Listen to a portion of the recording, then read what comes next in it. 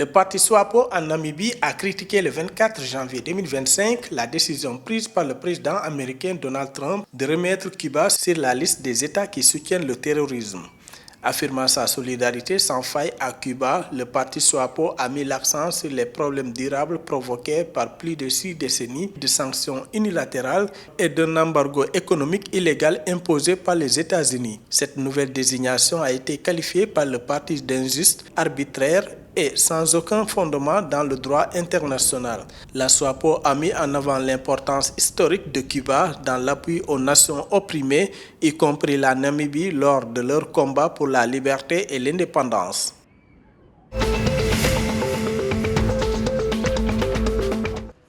Le gouvernement de Swatini a fait un pas important vers l'accélération de la création d'emplois et de la croissance économique avec la création d'une équipe spéciale de haut niveau du cabinet.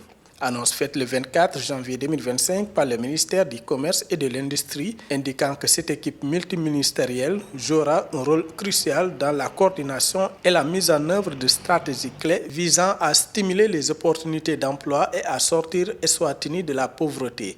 L'exécutif s'est fixé un objectif ambitieux, attirer plus de 30 milliards d'euros d'investissement, une initiative qui devrait avoir un impact transformateur sur l'économie du pays.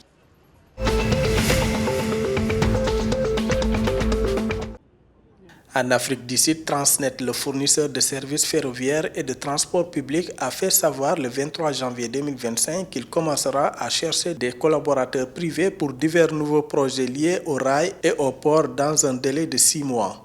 Ce faisant, il continuera également ses réformes visant à libéraliser le secteur de la logistique dans le pays. La décision de Transnet de continuer les réformes est susceptible de créer des opportunités d'expansion dans le domaine de la logistique.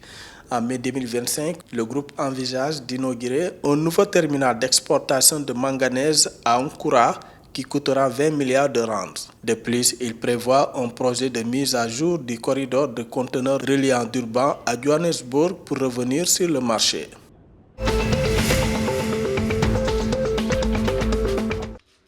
Le ministère angolais de la Santé a annoncé le 23 janvier 2025 que 75 autres cas de choléra ont été signalés au cours des dernières 24 heures, avec 3 décès portant le total à 783 cas et 35 décès répartis dans 5 provinces. Selon le ministère, la capitale angolaise, Luanda, continue d'être la province la plus durement touchée, avec 41 nouveaux cas enregistrés au cours des dernières 24 heures, dont 24 dans la municipalité de Kakuoka, épicentre de l'épidémie déclarée le 7 janvier.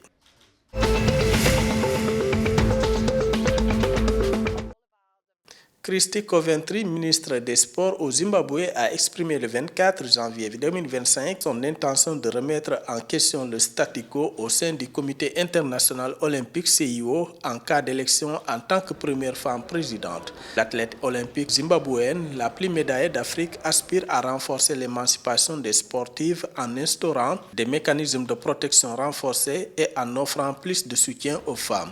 L'ancienne nageuse de 41 ans deviendrait également la plus jeune et la première personne extérieure à l'Europe ou à l'Amérique du Nord à diriger l'organisation au cours de ses 130 ans d'histoire si elle bat 6 autres candidats et succède à Thomas Bach lors du vote de mars 2025.